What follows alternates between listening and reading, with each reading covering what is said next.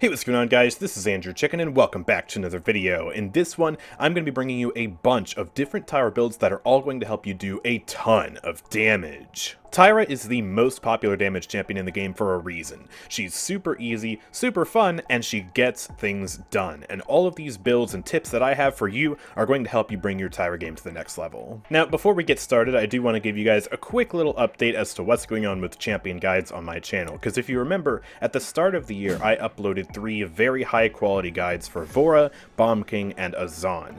And all 3 of those guides did rather well, but they took an absolute ton of effort to create. More effort than I felt was justified given the amount of views they were getting. And so I got a little demotivated, took a little break from making guides, and I think I found a way to make guides much more sustainably and crank out guides for as many champions as I possibly can. So what I'm going to try to do is upload at least 1 champion guide per week. That's an ambitious goal, I know, but I'm going to try and reach it and give you guys some high quality content that you can enjoy for all the different champions in this game. So if you are looking forward to more champion guides, please make sure to drop a like on this video and subscribe. It really helps out, especially as Paladins continues to age and decline. It's more important than ever to support the few content creators that are left. And also, if you're looking to buy the new Tyra skin, or any of Tyra's new skins for that matter, then I really encourage you to check out the Nexus linked in the description. You can buy crystals there and support the channel in the process. But yeah, with all that being said, let's get straight into the guide.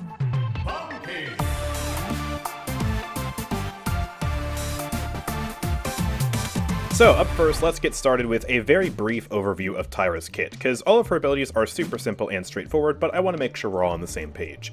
So her primary fire is a fast-firing hit-scan rifle, which does quite a lot of damage, and if you aim for the head, you deal bonus damage, just like that.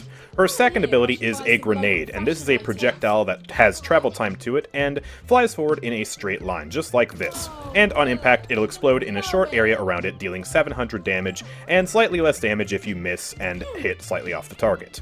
Her next ability is the Hunter's Mark. This applies a mark to the enemies, which will reveal them through walls and cause them to take bonus damage from Tyra's rifle. After that, we have the Fire Bomb, which will throw a bomb of fire. Whoa, big surprise. And when it explodes on the ground, it'll spread out an area that'll deal a percentage of the enemy's health as damage over time, just like that. As you can see, it gets them quite low if they stand in it for a long time. And finally, her ultimate will supercharge her rifle, giving her infinite ammo and making her shoot a lot faster and move a little bit faster for a brief window of time. Tyra also has a very simple passive, which gives her a small amount of lifesteal on all of her weapon damage, just like this. It does not count her grenade damage, only her rifle damage. Tyra also has 3 talents. Let's quickly dive into those. Her first talent is Mercy Kill, which causes the nade launcher to have 3 charges, but slightly reduces the damage of each grenade. So as you can see, I can shoot a grenade, and then shoot a grenade, and then shoot a grenade. Pretty cool. Her next talent is Hunting Party, which allows the Hunter's Mark to grant its damage bonus to allies. So if I apply the Hunter's Mark to Fernando here, anyone on my team will be able to deal extra damage to him. Finally, there's Burn Monster, which causes Firebomb to deal additional damage and also apply a small anti-healing debuff to the enemies. So as you can see, the Firebomb will now kill Ying and Victor here and actually still persist on the ground a little bit longer after that. So now let's get started with the different loadouts for this champion, and I'm going to start off with what I consider to be the absolute best way to play Tyra, although it is subject to change in the future if she gets any sort of balance changes, but right now, this is unequivocally the best way to play Tyra, and that is a Mercy Kill DR build. So in this loadout, I have 3 very powerful cards: In the Fray, Survivalist, and Primal Might, and these will work to make Tyra extremely tough to kill. In the Fray is the cornerstone of this build. It decreases Tyra's damage taken by 20% for 3 seconds after using Nade Launcher, and with Mercy Kill, we get 3 charges of the grenade, meaning we can spam them back to back and have this buff basically almost permanently, which is fantastic. And that works in tandem with Primal Might, which reduces all of Tyra's active cooldowns by 40% after getting an elimination. And this card applies to every single charge of the grenade. So if you shoot, say, 2 charges of the grenade and then get an elimination, this will reduce both charges by 40%. And then we have Survivalist, which increases Tyra's max health even further, and this will scale very nicely with the damage reduction and make her very, very tough to kill. The filler cards don't matter too much, but two of the better filler cards that Tyra has are Ranger, which reduces the cooldown of Hunter's Mark, and Bandolier, which reduces the cooldown of Nade Launcher. So I'm going to go into third person here so I can show you the game loop for this Mercy Kill playstyle. As you can see, I can shoot the grenade just like this, and then I get that damage reduction. And then, just a few seconds later, I can throw another grenade, wait for it to expire, and then throw another grenade, and I refresh the buff every single time. Now, you do have to remember, the buff does not stack on itself, it only refreshes, so there's no point in just dumping 3 grenades back to back. You do want to space them out a little bit, but when you do, you see that orange shield just persisting on Tyra the entire time? That is the DR in action. And also, you'll be able to see on the bottom right, whenever I eliminate one of these enemies here, let me just shoot all 3 of my grenades real quick, and then kill Fernando. I get my grenade back, and then I have a really low cooldown, and then boom, I get my grenade back, and then kill Ying, there's another grenade, kill Victor, there's another grenade, and this works a lot better when you do space the grenades out, so you do not want to dump them, but if you space them out appropriately, you should pretty much never run out of grenades as long as you're getting an elimination.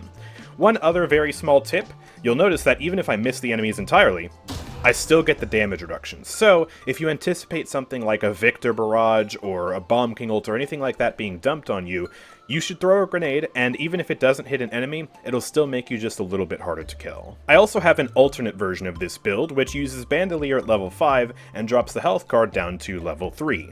And this build is for when you don't anticipate that you're going to be getting that many eliminations, because the enemy team comp is just way too tanky.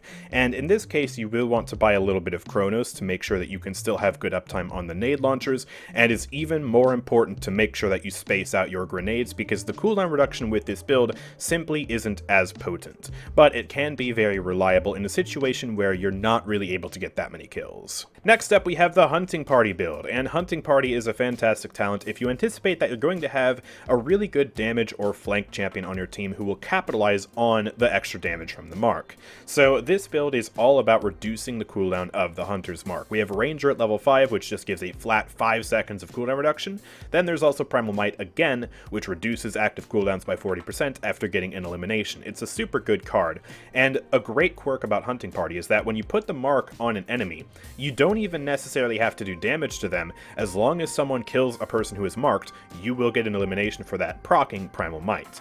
Then we also have Favored Quarry, which increases the duration of Hunter's Mark by a further 2.4 seconds. So when you put that mark on the enemy, they are going to be marked for a very long time. So as you can see here, I can put the mark on Ying, and she is going to be marked for a very long time. I'm just going to sit back here, and with the combination of the cooldown and duration card at level 5, you'll see that the duration of the mark is almost exactly the same as the cooldown of the mark itself, meaning that we have about 90% uptime, and I can just keep spamming the mark on this Ying, which is very funny and very powerful. And also, if I kill the Ying with the mark, boom, just like that, you see that I now have a 4-second cooldown on the Hunter's Mark, and I can put it immediately on this Victor. And if I kill Ying again, the mark is still on Victor, but then I can put the mark on Fernando, and all of a sudden, for a brief amount of time, I have 2 marks out at the same time. Now, you also want to be very careful with who you put the mark on. You should be prioritizing the mark on whoever is causing the most grief for your team. So if the enemies have an annoying 7 player or some other type of flanker who is causing a lot of havoc in the backline, you want to be spamming your mark on him. So that way your team always knows where he is, and when they shoot at him, they will be doing bonus damage to him.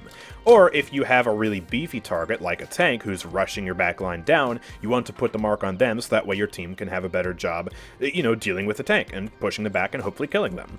And you also want to remember which champions can cleanse your mark. The mark is a status effect, and if you need to remember what the difference between crowd control and status effects are, I do have a separate video for that.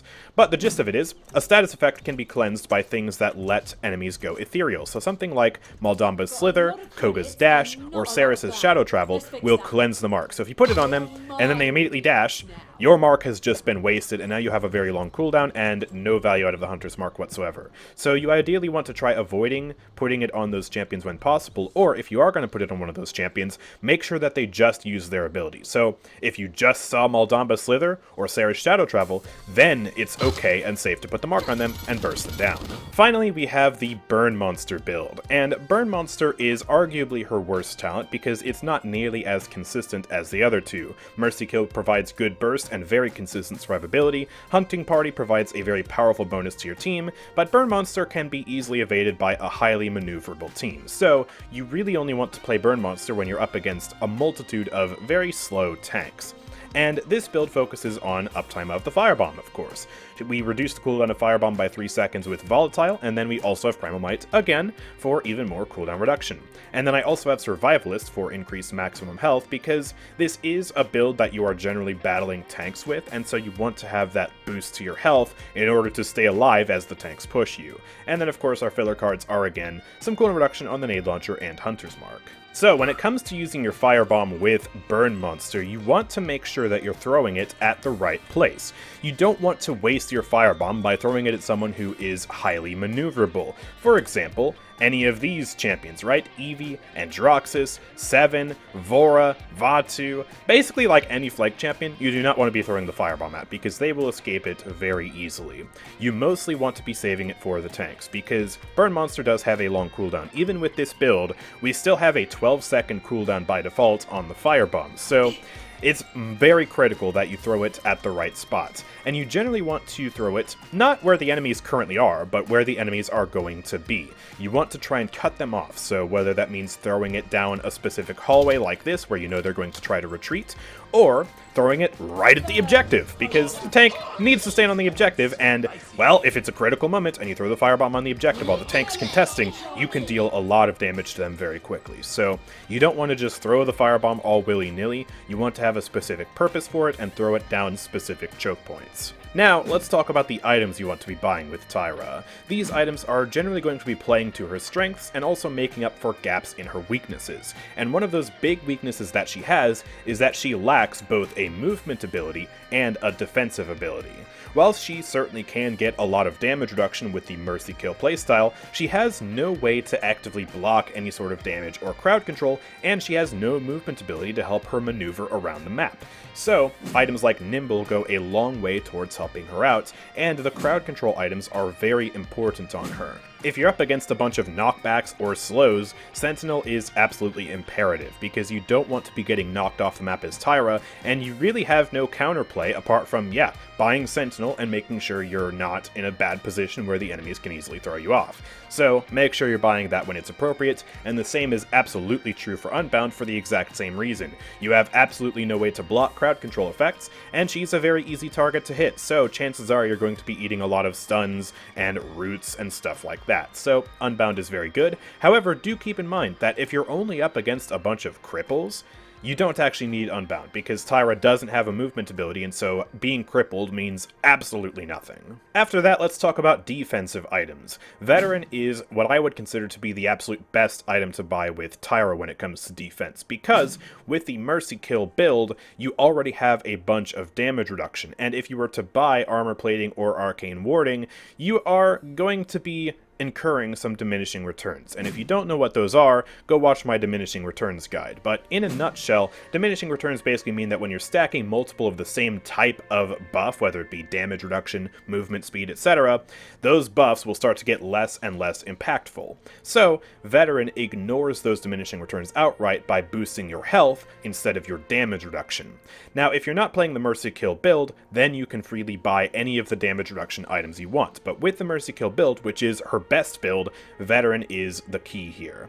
And you could still buy a little bit of armor plating if you wanted to later if you're really dying a lot, but Veteran is priority number one. Life Rip can also be a very good option if you're running into sustain issues because you have a bad healer, since she does have very good weapon damage, and it'll also stack with her innate passive lifesteal. Some other auxiliary items that can be good on Tyra are Chronos, if you're running into uptime issues with your abilities, Morale Boost if you really just want to shred tanks. She already has a pretty high ultimate generation rate, so you don't necessarily need to buy this, but it can be very funny to just spam her ultimates like crazy.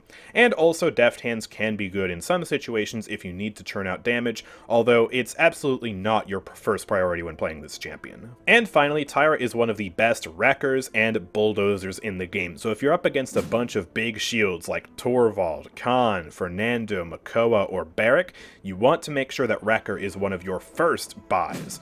Not later in the match, no, you want to make sure that that is like the first thing you're picking up, because it will provide your team with such immense value. Finally, let's talk about some gameplay tips for Tyra. Like I said in the intro, Tyra is a relatively straightforward champion, however there are still a lot of tips that you can use to amp up your gameplay. First of all, let's quickly go over the tips I already gave in the builds section. So, with the Mercy Kill build, you want to make sure that you're spreading out your grenades every 3 seconds or so, to make sure that you are maintaining consistent damage reduction, and also making sure that you don't run out of grenades, while getting kills in the process to reset the cooldown of said grenades. Also, remember that the grenade is a projectile that travels in a straight line and has a travel time to it. So you see how far away I am from Victor there? It takes much longer for that to actually hit the target. So if you're trying to hit targets that are moving at a distance, you want to lead the projectile by moving it and aiming it ahead of where the target is actually going, just like that. When you're using the Hunter's Mark, you want to make sure to put it on high priority targets. This means champions that are bullying your team, and also flanks are a very good option in general because you can reveal their position and make it so that they lose the element of surprise on your team. However, you want to make sure to avoid using it on champions that can easily cleanse your mark with ethereal abilities like Maldamba's Dash, Koga's Dash, or Saris's Shadow Travel. And if you are going to put it on one of those champions, make sure that that ability is not able to be used. So if you see Damba just used his Slither, that's when you could put the reveal on him, not when you don't know whether he's used his Slither or not. And finally, make sure that you're throwing your firebomb at choke points, where the enemies are going to be retreating into, or where the enemies are going to be attacking you from.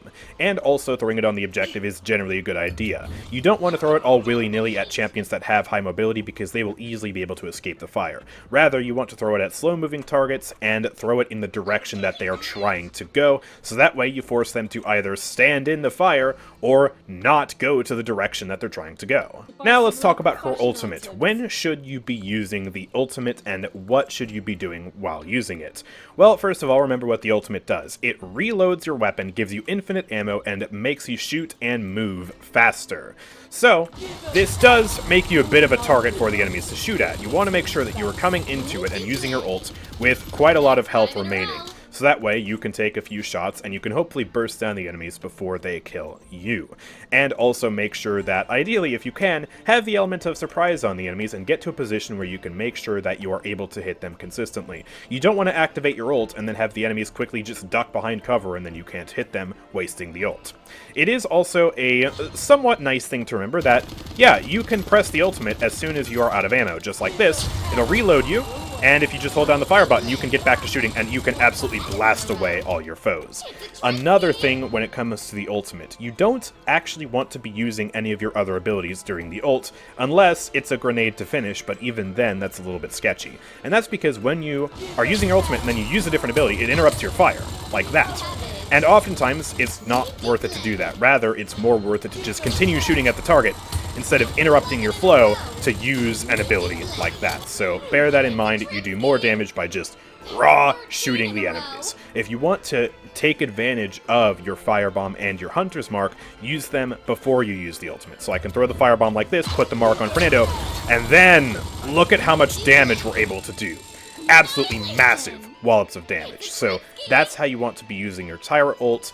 You don't want to be interrupting it. Now let's talk about positioning. So Tyra is able to take advantage of relatively medium to long range positioning. As you can see, I'm able to shoot this Ying from this distance and still do full damage to her with my shots, and as long as my aim is good, most of my shots will be hitting the target. There is a little bit of spread to the shots, but if you are generally aiming consistently, this shouldn't be that much of a problem. So you are absolutely able to poke the enemies from a distance, and you should take advantage of that when you can, because you do lack any sort of mobility or defensive ability. So it's important that you don't get in over your head. She's not really a good champion to flank around with or be super aggressive with. It's more of a slow and consistent playstyle is what you want to be going for. You don't want to feed into the enemies. So try and utilize natural cover when you can, kind of like this, poking out against this Fernando, throw the firebomb out like that, and then if I take some shots I can dip back here, reload, and then get back into the fight like that. That's how you want to be playing this champ. Of course, being closer to the enemy will make it easier to hit your shots, and that is something important to consider, but you still want to be trying to play around natural cover when you can, and you don't want to get ahead of yourself. You don't want to be taking fights that you can't win, because you're not going to be able to easily back out of them if you do get into a struggle. But yeah, that's going to do it for this video about the best builds and tips to help you improve your gameplay at Tyra. If you found this video to be helpful, make sure to drop a like and subscribe, and like I said at the start, make sure to also check out my Nexus if you want to support the channel directly. You can buy crystals there and support me in the process. It's officially affiliated with Viva Mojo, and you can use those crystals to buy any sort of Tyra skin you want, which is absolutely fantastic. And with all that being said, thank you guys for watching. I will see you all next time. Peace out.